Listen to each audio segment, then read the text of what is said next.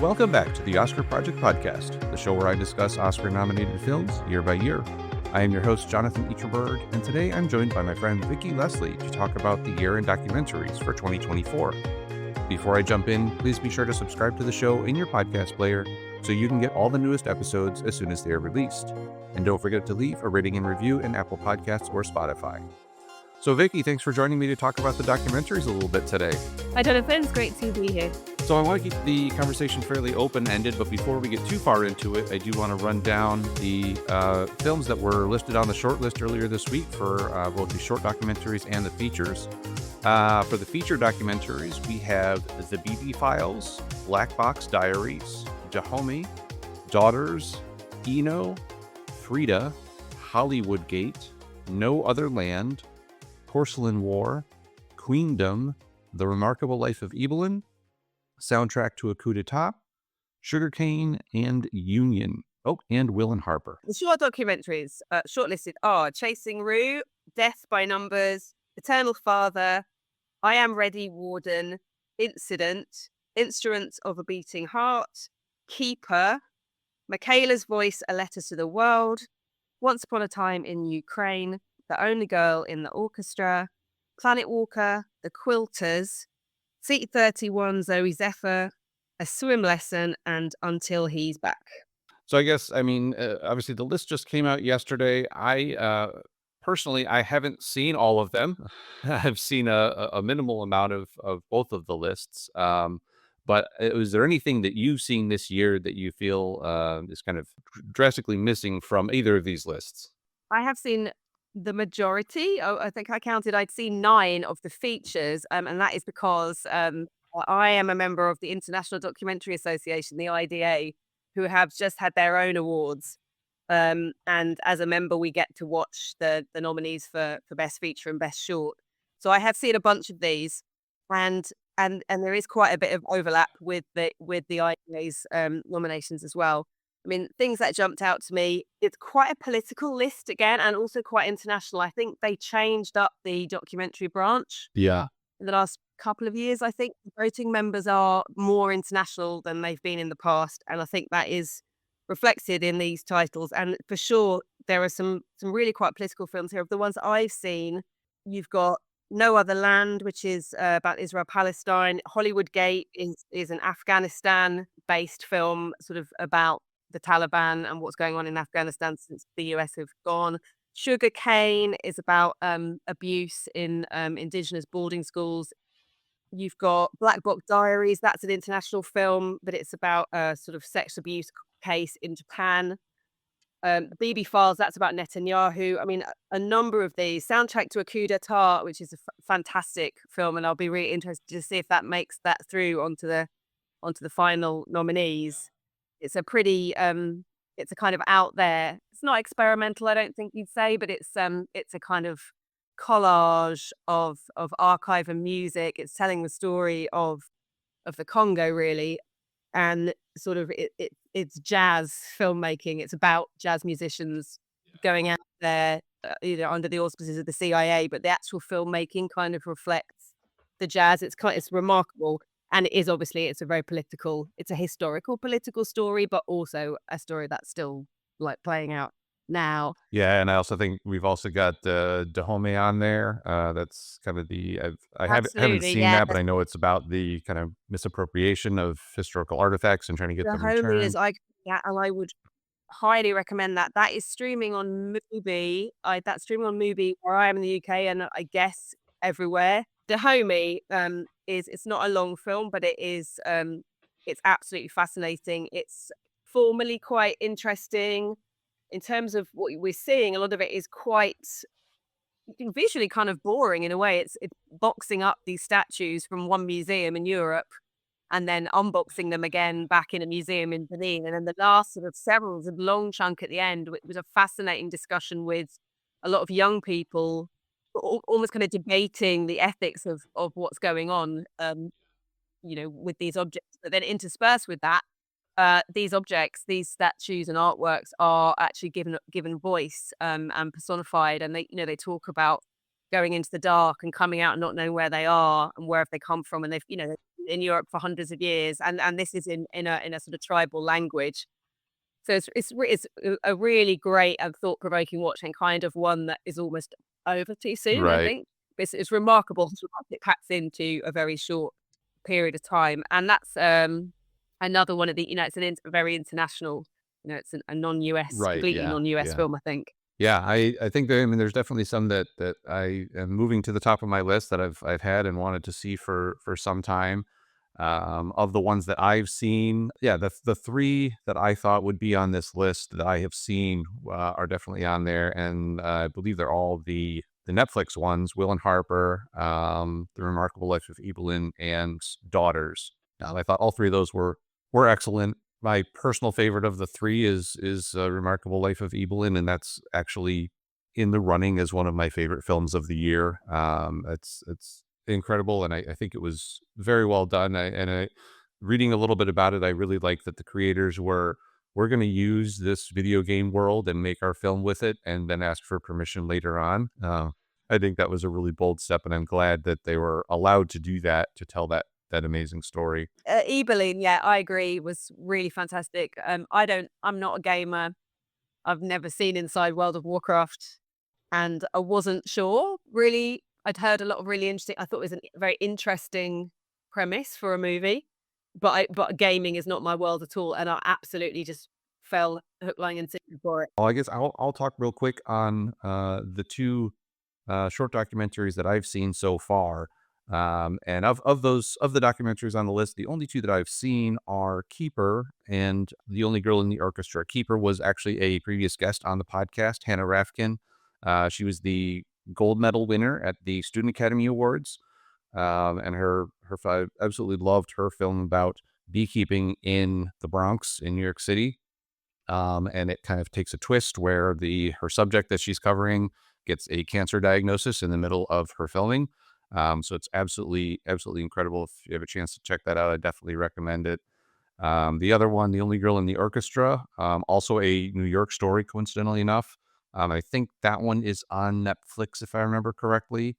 And it's about the first female member of the New York Philharmonic. She was a double bass player in the orchestra, and the film is actually, I think, her granddaughter or niece or Yeah. someone in her younger member of her family is telling the story and filming it as she is about to make her retirement and kind of looking back on her experience in the orchestra. So that's definitely, I'm a music person, so that kind of hit me right in the sweet spot, just like I forget, the film that won the short documentary last year, about the kids with the musical instruments in Los Angeles. So it's right in that same kind of vein as that story. Not quite as uplifting as that one, but still really fun. Have you seen any of the short documentaries? Yeah, well, interesting you talk about music. I've seen three of them. I've seen Incident, the Zoe Zephyr short. Those are both, I guess, quite political. Incident is about, it's very really shocking actually. It's about a police shooting, and it's completely constructed from like the police recordings. It's just it's built together from police video and audio of the incident, and it's really shocking and quite powerful. Zoe Zephyr is about a trans politician in the US. My favorite of the ones I've seen, which is also a musical film, I guess, is Instruments of a Beating Heart, and that actually did win the best short documentary at the IDA Awards. So whether that is one to put your money on, we will see. But that is a Japanese short film that's actually made by a Japanese American filmmaker, and that was of some interest to me because my English brother his wife is Japanese, and they've been living in Japan, and they had their kids there. They had made the choice to send their children to like an international school, an American school. This filmmaker has made the opposite choice, and she wanted to send her own children into the Japanese state system. And this film is about, I think they're first graders, the little kids, and they're performing a musical performance for the new kindergarten intake, and it's just following the kind of auditions and the rehearsals and then the final performance. But it's a real sort of insight into, I guess, how Japanese culture is perpetuated. The idea of the group is greater than the individual, and I think the way that the adults and the teachers deal with these very young children, that it's quite harsh. And there are tears, but at the end it all comes together, and the teachers say, like, I was so harsh on you because I knew that you could do it. It's not really shocking, but it's quite different from I would expect in my son's school in England, or from what I can understand in an elementary school in America, where teachers would not be probably be behaving like that. But it's just very adorable. The little kids, it means everything to them, and it all comes together at the end. And it is a real fascinating insight into Japanese society. So I really enjoyed that one. I just wanted to just real quick talk about one of the ones was not on this list, and it was just for selfish reasons, someone else that I had on the podcast earlier this year as well, and that is, I'm trying to look for the title here. I'm not gonna be able to find it. Oh, two of them actually. So, Student Academy Award finalist Kirsten Slement, film called Burnt Country. It was about indigenous cultural burning to help prevent wildfires in Australia. Absolutely amazingly shot film, especially on a student, Hmm. absolutely no budget, which I know documentaries don't have a budget to begin with, but when you're doing it as a student, it probably even goes that much farther. So the other one was also one of the winners at the Student Academy Awards, Aaron Johnson, The 17%. It's a real nice short documentary. Some of them do run up to 20, 30 minutes. This one's only like 15 minutes long, I think. So if you're looking for something quick to watch, it's about this young woman with Down syndrome, I believe. And she has built her own cookie business and employs other people who have various disabilities. And the 17% of the title refers to the fact that only 17% of people with neurological disabilities are able to find gainful employment in the world.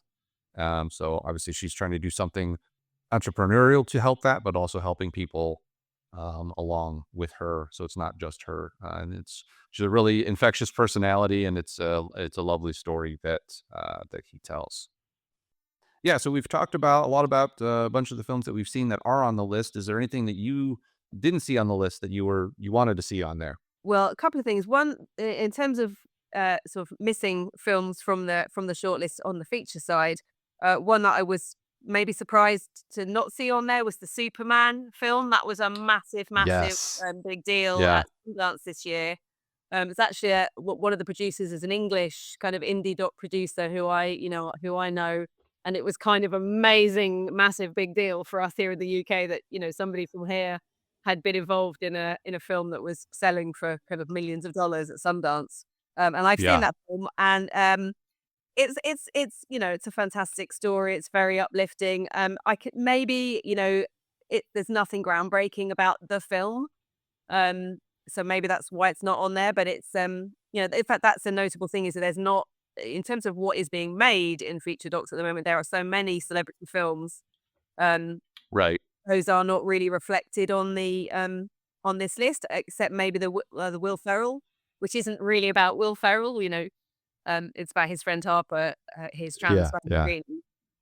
So that was an oversight. Another film I haven't seen, but I kind of heard a bit of buzz about, and I wondered if it might be on this list. Is the you heard of the Pharrell documentary that's all made in Lego? Yes. Yes. Piece by piece. Yeah. So I mean, I'm keen to see that, but I wondered if that might be on there. That's not also not on there. In terms of films I've seen, this was one of the ones I watched through the IDA Awards, was a film called Seeking Mavis Beacon. Do you know this one? No, I haven't heard of that one. So Mavis Beacon was not. I was not familiar with her because I think she's a kind of American icon. She apparently was the face of like a typing program in the sort of 80s. And Oh, yes. No, I think I did hear about that now that you say that. it's just a really interesting. It's kind of a bit of a DIY movie. It's a couple of young Black American women who go off on this sort of quest to find out, like, who was Mavis Beacon, what happened to her. They discover that the woman, so Mavis Beacon was just a software computer program, but it had a very glamorous, beautiful Black woman on. She was personified, and obviously that there was a real model who was Mavis Beacon.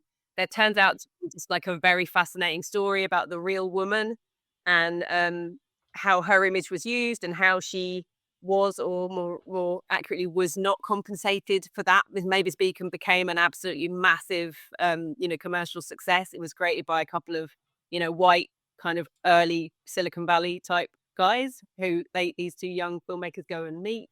It's a fun. I mean, it was like, delves into a lot of interesting issues, and especially as we're getting into the era of AI and, who owns our image online. Also just as a bit of filmmaking, it's sort of a fun kind of gonzo filmmaking. So that was one I missed. I mean, not everything can make it onto the list, obviously. Sure. Yeah. And shorts, I was thinking, you asked me if there were any shorts that might have been on there.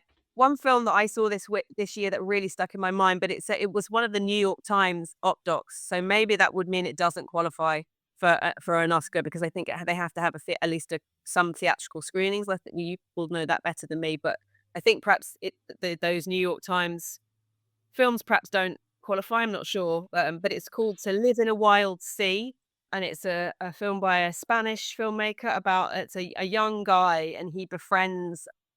I think she's in her late 80s, and an old lady who basically she's not ill, but she euthanasia is legal where she lives, and she decides to end her life because she feels that she's done enough living. She's not doesn't have an illness.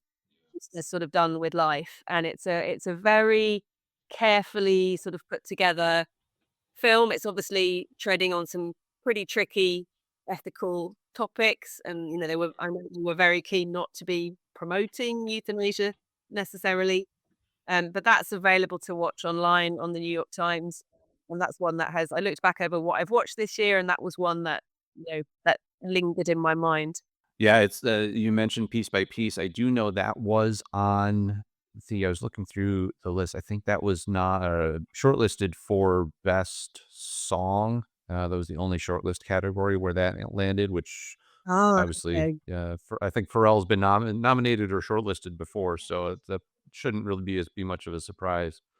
The other feature that I enjoyed but didn't see on the list, and I honestly didn't expect it to really be on the list. There was a Amazon documentary earlier this year about Roger Federer that followed him in his final 12 days. I'm not a crazy tennis fan, but I kind of follow it on the periphery whenever the majors come around, and been a fan of Federer's. But it was really nice as someone who's not so in depth in that world to get kind of an inside look in that, and see some of the other big name stars, Djokovic, Nadal, kind of letting their hair down. They got some, behind the scenes partying and stuff like that. So it was kind of neat to see.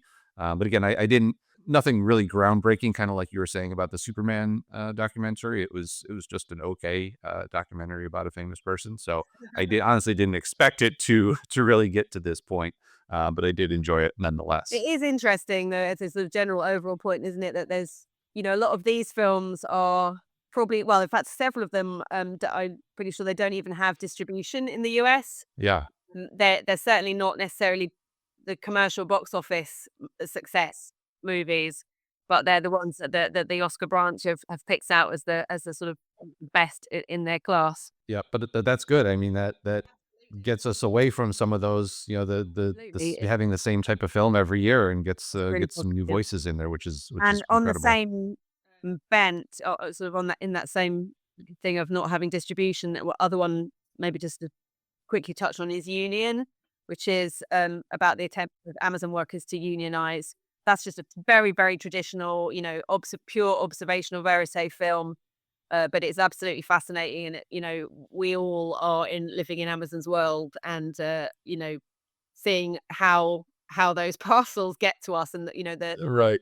conditions that those guys are working in, and the frankly, to me, I found pretty shocking, union busting stuff that's going on as this union was attempting to get off the Yeah. ground. It was really eye-opening, and I do hope that it does have distribution here. It's in the cinemas in the UK right now, and I hope that it does manage to get, at least some life, in the States, because in some ways that's the most important territory for it to be seen in, you could Yeah. argue. So yeah, I'm Yeah. really that That's one. definitely one that's not gonna end up on Amazon Prime, I don't think. Absolutely. They've been turned down by all of the major streamers, so they're doing Yeah, a, yeah. kind of DIY release. is planned. Nobody wants to make Mr. Bezos mad at them. Mhm.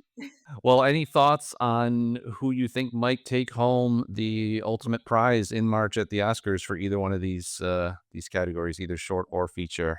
Well, on the feature and the IDA Awards, not to keep harping on about them, but they've just happened, so they're fresh in my mind. That was won by no other land, the Israel Palestine film, which is such an important, eye-opening film, and I would be really pleased to see that win. It's, I guess, it's a hot potato topic. I mean, it's not set in Gaza, it's in the West Bank, and it's actually filmed over the film kind of ends shortly before October last year.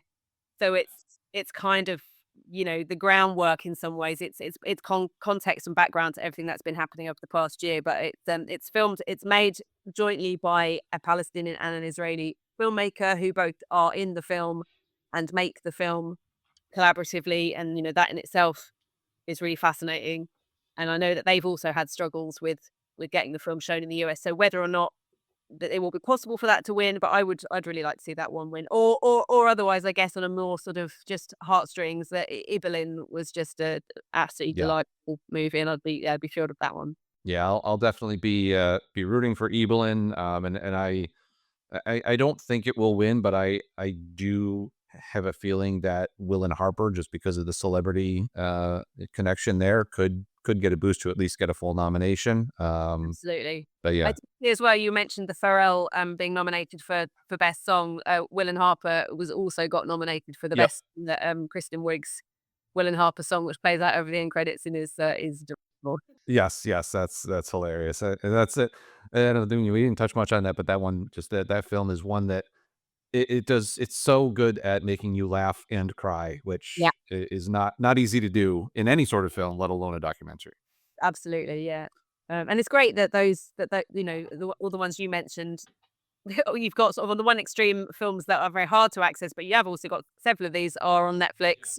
Any of us can, you know, for whatever it is, $6 a month or something, get that subscription and watch those Right, ones on Netflix very right. easily. So that's positive for documentaries getting, a wider audience. Excellent. Well, thank you again so much for coming on and talking documentaries a little bit with me. We worked through some technology issues on both of our ends to get this put together, but I really appreciate you taking the time.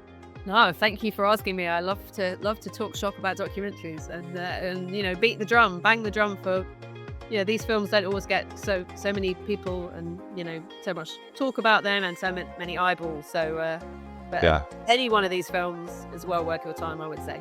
absolutely. Well, thanks again, and look forward to having you on again in the future. Absolutely. Thank you, Jonathan. That was such a fun conversation, and I'm glad that Vicki was able to come join me on the podcast. As always, the Oscar Project podcast is written and produced by me, Jonathan Eacherberg, with editing assistance from Joshua Eacherberg. Be sure to come back for my next episode, where I will be recapping my top films of the year across a number of my own categories.